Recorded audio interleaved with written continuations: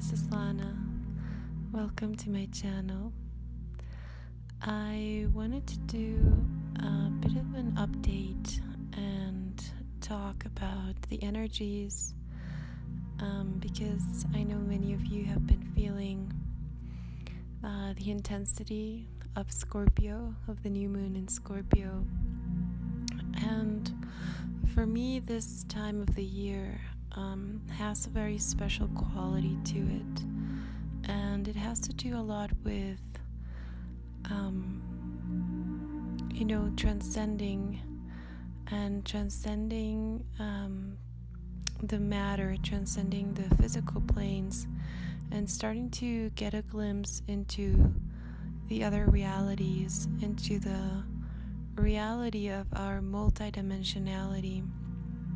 So to start seeing beyond the veil, to start recognizing ourselves as beings of light, as souls in a body, and starting to realize that we exist in many other different planes and in many other different levels than what we are usually taught to acknowledge or to accept.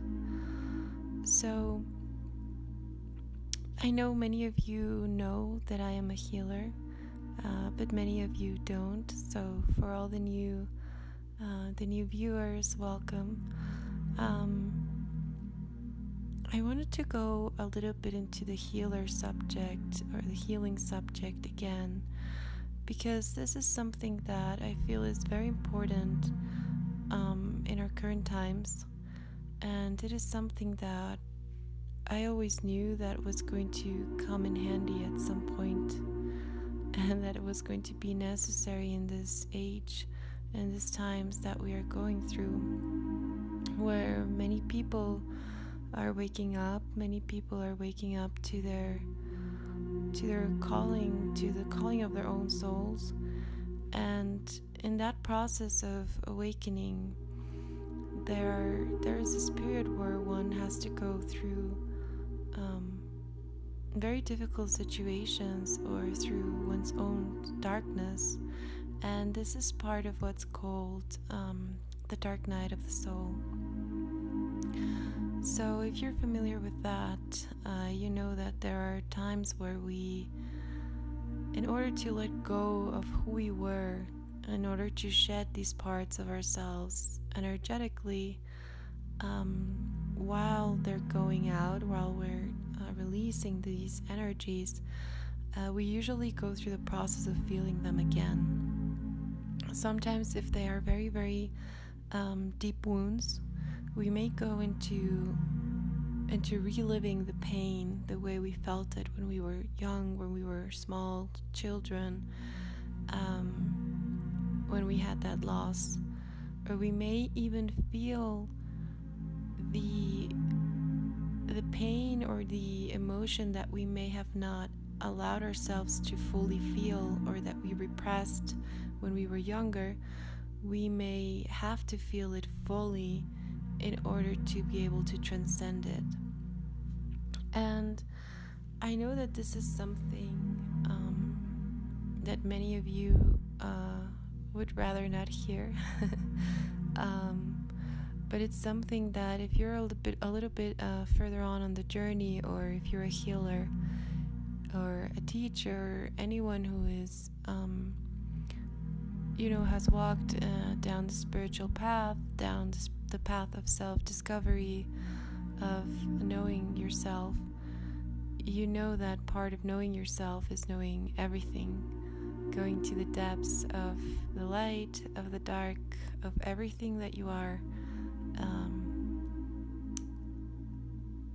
to acknowledge that wholeness in you, to integrate yourself and all the aspects of you, all the personality aspects of you, and all the parts of you that may have been, in the shamanic world, they often do the soul retrieval, because when we have experiences that are very traumatic, or that are very hard or that are very painful, there's a part of us that it's kind of like it stays in that place, or it stays trapped in that emotion, in that feeling, or we lose that part of our energy because we're so attached to what we're feeling that a part of us kind of stays there. That's how you can see it, like very abstractly, and that's the way many of the shamanic traditions see it. So when you are in the journey, when you awaken, part of your mission, or part of what helps you to become whole again, is to go to those places and to retrieve that part of your soul that you left in that feeling, in that emotion, in that time with that person. And this can even be past lifetimes. So we start to see everything in a way that it's no longer linear, but it's actually a very, very rich and multifaceted experience of being, because we go back to the past, we go to the present, we can even go further into past lifetimes. And the same way our soul can also, or our soul was opening up this path for us, is at the same time already aware of what's going to happen. So if right now you are looking to be happy, or your soul is striving to be peaceful, to be happy, to feel in a certain way in your body, to be acknowledged in a certain way by your world, by the people that you encounter, whatever your soul is looking for, your heart, that's a way of saying, or that's a way of kind of like a premonition of your soul telling you that this is something that will happen. Otherwise you wouldn't be looking for it, otherwise you wouldn't be striving for it. So the other part of this message is, although we have to go through darkness, you wouldn't go through the darkness if your soul didn't know what's on the other side. If your soul didn't already know that there is this light awaiting for you, that there is this peace awaiting for you, that there is this whole new way of being awaiting for you. So the same thing happens in regards to the twin flame connection, the twin flame journey. Your soul wouldn't be looking for your twin flame, or wouldn't be working on yourself in order to become whole, and in order to find that other whole individual, that other counterpart, that spiritual counterpart, if your soul didn't already know that it existed, that it is there, and that you will meet. So I don't mean this in a superficial way. I don't want to just like give you hope for the sake of that. It's not my intention. My intention is just to give you the facts of how energy works, and give you the knowing, and give you back the power that your soul knows where you're headed. Your soul and the depths of you already know what's awaiting. And this is also a way of saying that whatever you're striving for today, whatever you maybe are not able to find, but you know that you're meant to seek, you know that you're meant to heal, you know that you're meant to work on yourself, or to look for answers, to look for ways to get you there, that is because you will ultimately get there. That is because a part of you already knows where you're meant to be and where you're headed. So this is part of understanding our multidimensionality, and how linear time is a construct, and how we actually exist in many levels at the same time. And this is one of the basic concepts that one understands when you start doing healing, for example. When you start to heal yourself, and when you start healing others. When I heal, for example, I will just do it very, very personal, so you can get a gist of what I'm talking about. when I do healing, I go into this state where there is no space and no time. I take my patients to this place or this space that is actually lacking of space and time. So it is like I would take them into a higher dimension, and in that plane I would be able to access to the information and to the higher knowledge of their own souls. And through the cooperation of their souls telling me what needs to be adjusted, what needs to be healed, and through the surrender to the divine light, to our higher selves and to the divine, through that connection I am able to see, feel, and perceive what needs to be adjusted in the person, and how to translate it into tangible words and phrases that may lead the body, the physical body, the senses, into the changes and the transformations that are actually occurring in the ethers. So it's a very abstract process, and I had to develop this abstract way of thinking, but this was something that I really I always loved, because since I was very, very small, a child, I always saw the world in that way. I always saw it as a very magical place, and I always saw myself as a very magical being, even though the evidence of what was presented in the 3D was very different. But when we are children, how we can create worlds out of nothing. We can go through realities, we can talk to animals, talk to other beings, have imaginary friends that are actually not so imaginary. And there's this state while in childhood that we're able to cross these dimensions, and we're able to live in different places. That's why children do not understand time.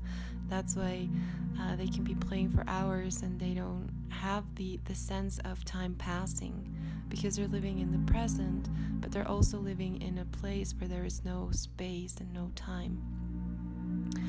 So everything is very, very direct. And growing up, one of my favorite things to do since I was a child is and is still to paint. So a part of my spiritual journey, I have always painted. I am a painter as well, and I always loved to create and to be in this space of just allowing whatever was coming through me to be expressed through the spiritual realms into the 3D reality.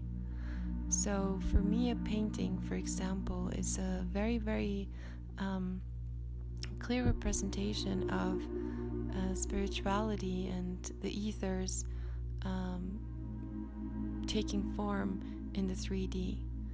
So an object is created that has these specific measurements, the canvas that has a specific size, and it has a specific shape, and through specific colors and other material things, through matter, the painter, the artist, is able to paint and to express something there. But what is expressed, if the painter is tapped into the spiritual realms, into divinity, is as if the painter would only be a channel for this divine light, for this divine spiritual energy to come through and to take form and shape in the 3D.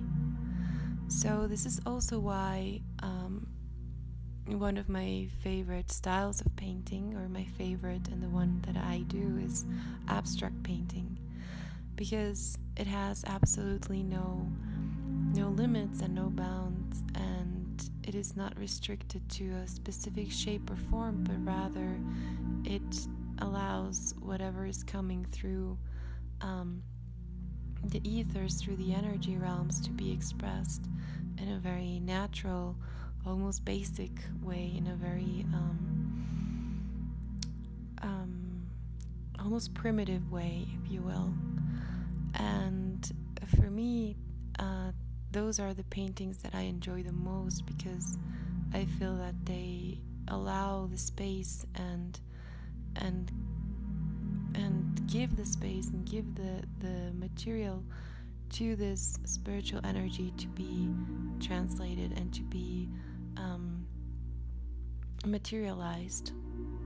So there's this process of engaging with energy, with things that are not visible, with an idea, with a thought, with an image in your head as an artist, or not even an image, just allowing things to flow and letting the energy carry and be carried through your hands, through the paint, through the colors.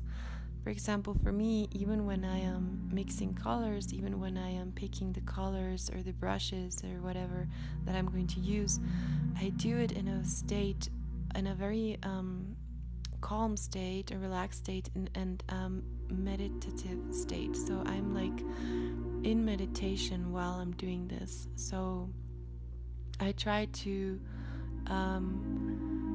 let my mind relax and be there only when it's really needed to be there. But for the rest of it, while I'm painting, I am just channeling, the same way that I channel when I give these teachings or when I am teaching about healing, and the same way that when I am channeling, when I'm actually giving healings, and when I am assisting as a healer. So the energy is very, very similar, the state of being. There is no time and no space. When I'm painting, for example, I can paint for 5, 6, 7, 8 hours straight, and I will not know that the time has gone by. And when I'm doing healings also, if I wouldn't set the time, or if I wouldn't remind myself to come back, I could stay there for a long, long time, just as when I'm meditating, for example. So there is this part of engaging with the invisible, and this season, this time, has a lot to do with that, to give us the opportunity to feel things not only from the outside through our sensory experiences, but to start to learn how to engage our sensory experience from inside. This is why I love the third eye depiction, that they use in some like New Age drawings, or even in the Indian culture and in many spiritual traditions. But what I like about this is that it's actually not an eye, right? Like, it's actually something that is activated inside. It's something that happens when you start meditating, when you start developing your spiritual practice, and when you start to become aware of your divine nature. So you start to see beyond what is visible, and this is what this eye represents. But it's actually not an eye that we have in the forehead, right? But that's the way it's depicted. So I love those things, how sometimes through art and through the depiction and the naming of things, and through this representation in the physical, we can actually get the idea and get the sense and understand what it actually means in the higher realms. And the same thing is true for your dreams. This is also a time where dreams are very profound, and many of you have received messages through dreams. Dreams can be very prophetic. Dreams can be a channel as well for us to connect with our higher soul, with our higher knowledge, and to get the information that we need, or get sometimes confirmations about things, sometimes even knowing when things are going to happen.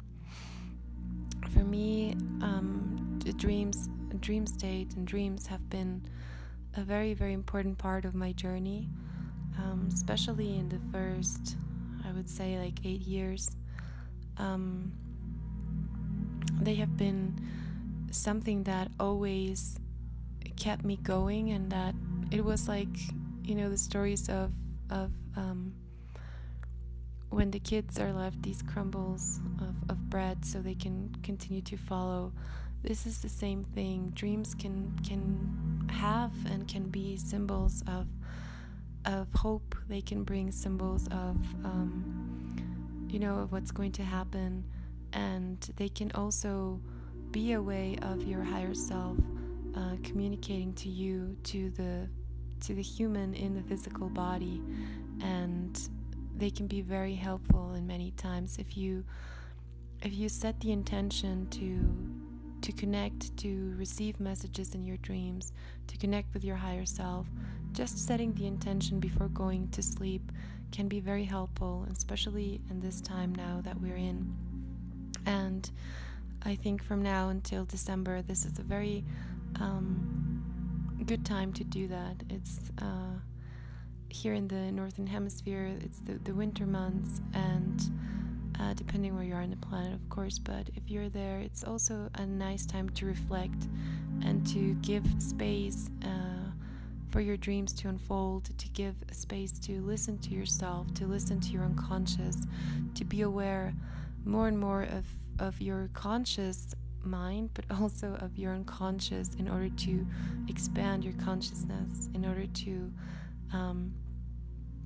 be able to direct those unconscious parts through your self-mastery, to be able to make them more conscious, to bring them to the light. And that way many things can be shown as to, for example, why you do certain things, patterns of behavior in relationships, and especially if you are in a twin flame relationship, or in any kind of relationship for that matter.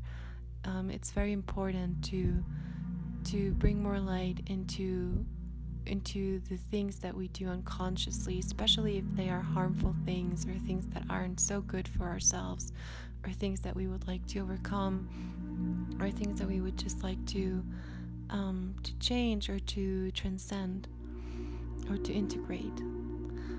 So this is part of what I see, what I do, for example, when I do healings. And many people ask me, well, how do you see those things, and how do you perceive what's there? And I would like to see those things as well, to see beyond, you know.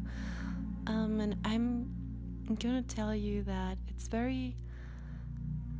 really a matter of practicing, and it's really a matter of fine-tuning your senses and practicing to engage to the world just in the way that you would if you were a kid, like being in that sense of going back to your childhood, going back, if that was the only time that you engaged so purely with your environment that you could see beyond things, go back to that stage, go back to that year, go back to that particular moment in time, and try to connect to your body in that age. Try to connect to the sense, to the feeling of your body, because we are in this 3D world, our physical bodies do so much more than we actually think in order to anchor the spiritual realms.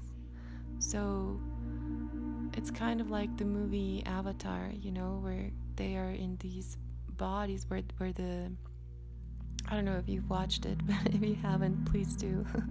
It's actually a very beautiful movie, in my opinion, and it actually explains a lot of how we actually function as souls in the physical body, and how we descend into this reality, and how our higher self is actually in the higher realms, in charge of it all. So part of this is that surrender. You know, when you're a kid, you surrender to things. Part of knowing and feeling and sensing things through the higher channels, through your purity, through your spirituality, through your through your consciousness is part of what needs to happen. Is there has to be a let go of the mind, and there has to be a surrender of the mind, and a surrender of the ideas and the thoughts that had built the reality as you know it until now. So in order to feel different things, in order to see different things than what you're actually seeing, there has to be a surrender and being open to the things that you had seen before to change. Because this is part of what happens when you awaken spiritually, when you start in your path. So many things from your past stop to make sense, actually. Then so many things of the past are presented to be let go of. And a part of us dies. It's like a part of us that was attached to all these things, that was attached to seeing the world a certain way, that was attached to certain people and circumstances.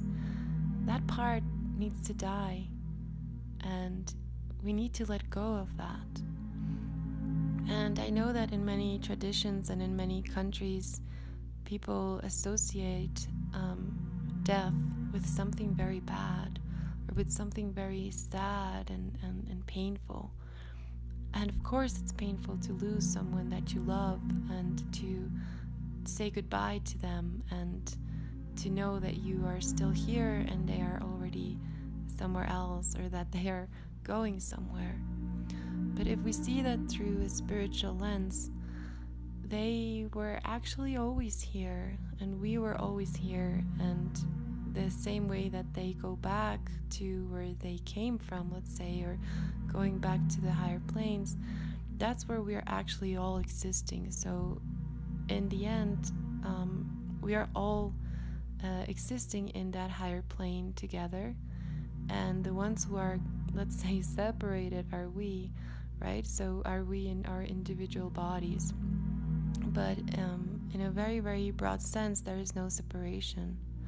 So this is why, I come from Mexico. I was born in Mexico City, and here we have the tradition, and I think in the last years it's coming to be very popular, but we have this Day of the Death, that it's the Day of the Dead, that is actually the 2nd of November, and it is approaching.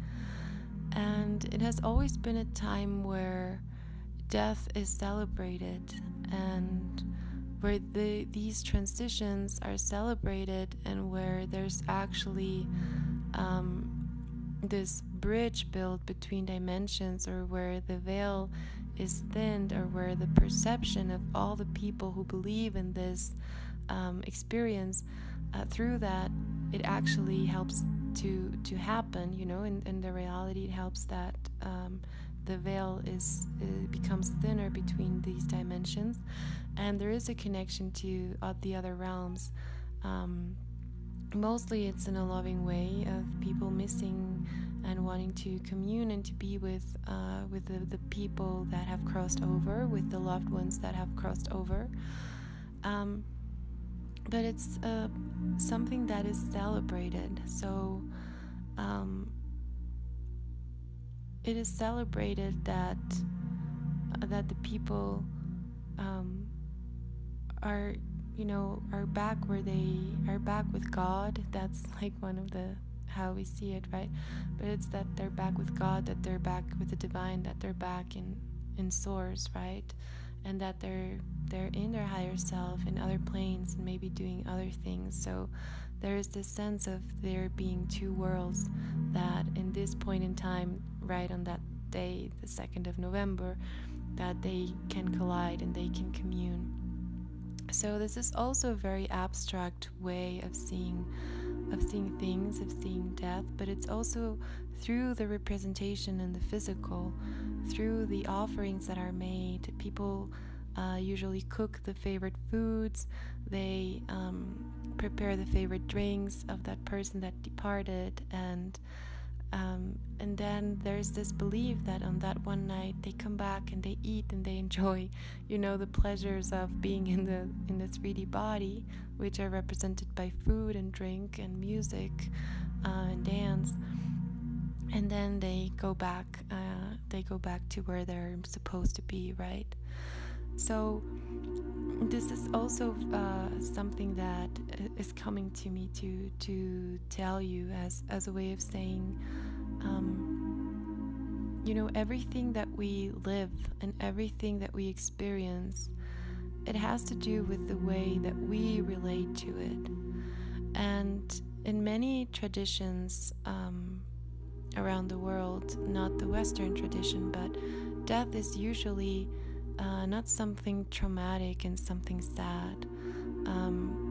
Death, it's actually celebrated in many places, in many countries, and there are people, especially the native people, the first people or the descendants of the first people, that they have the ability of deciding when to leave, when their body is ready to go, and when they're ready to transcend. So there's a lot of ways to look at this process and to look at the process of transitioning and of going and leaving the physical body and leaving the physical reality. But in nature, for example, the death and rebirth cycle is always present, and death is not permanent. It's also a cycle. So there is a death and then there is a rebirth of something new. People go and then people are born. So we are always in these cycles, and this is part of what keeps everything going. So it is in our nature to actually say goodbye to things, to let go of things, to transcend things, to integrate and to move forward. This is part of what we do as human beings, and we do it since we are born. It is a very natural process. We're always growing, we're always evolving. Even in our physical bodies, we are always getting something new, obtaining something new through the passing of time, and we're also letting go of something. And when we are younger, we grow, and that's what we're gaining, right? We're growing, and then we start to get old. So there's always this process of letting go and receiving something new. So when we start in the awakening process, this is something that starts to happen even, let's say, even more profoundly, and especially because if we want to be reborn as a new person, if we want to be the person that we always wanted to be, that our heart knows that we are, we need to be able to let go of the things that other people told us that we were, and that the old self, our old self, told us that we were. Because many of these things, until the point that we awaken, they are filled with restrictions and limitations. And of course, always just letting go of the things that don't serve. That's why that phrase is so common in spirituality, letting go of what no longer serves you. And the things that do serve you, they are there with you forever. And that's the same thing as the primal energy, the energy of love, the energy of the life force energy. That for me, it's a benevolent energy, and it's the energy of pure love. And that energy is always there.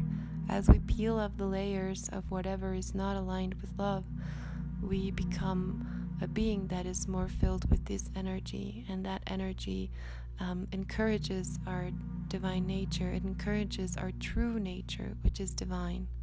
That's a better way to put it, I think. So I want to remind you all of this through the changes that you may be experiencing, through the shedding of the old skins, through the shedding of constructs, of identifications, through all of those things that are mostly painful in the mind and at the psychological level. Know that your soul is the one that's guiding you, and tune into your soul, tune into your heart when you need answers. Tune into your heart when you need solace. Tune into your heart when you need healing and when you need advice, because that is a part of you that is wise. If you turn into the mind, it will tell you many things depending on where the state of your mind is at that point. And it can be determined by the emotional state, so it's not the most reliable thing. When you need the truth, when you need help, when you need assistance, when you need to move forward, always ask your soul, always ask your heart, always tap into your heart, tap into your divinity, tap into your soul, and ask yourself, what do I need right now? And then just sit in silence and receive. And most likely you will be guided to the places, the people, the things where you need to go, where you need to be. And don't stop looking. I always encourage you to continue to look for these things, because some things may work for some people, some things may work for you at one moment, and then maybe it won't work anymore, you know. That's why the majority of healers or spiritual teachers, they have gone through so many spiritual teachings from different places and so many different healing techniques and methods, and learned from so many different levels and different sources, because that's part of complementing your knowledge, and that's part of healing yourself, of getting the healing from these different sources, because there are different aspects in ourselves that need different things in order to evolve and in order to be healed and in order to be integrated. So my advice is never stop looking, and always have faith that if you already overcame something, you will be able to overcome everything. Okay? So I'm sending you guys a lot of love and a lot of magic and compassion for these times, and a lot of blessings.